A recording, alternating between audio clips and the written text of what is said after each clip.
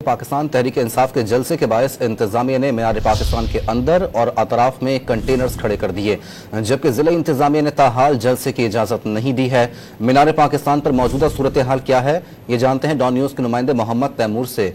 तैमूर, बताइएगा तफसीलात।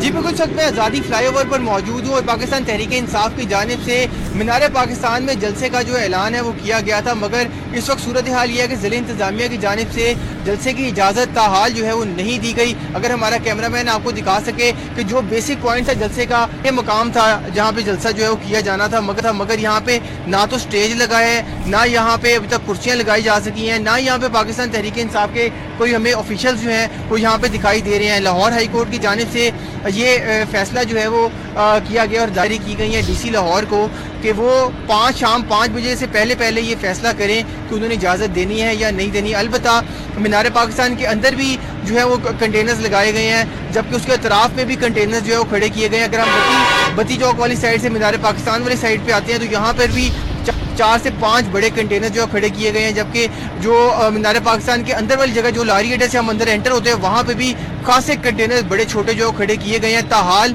जो इंतजामिया उसकी जानिब से पाकिस्तान तहरीक इंसाफ को जलसे की इजाज़त नहीं दी गई। जी।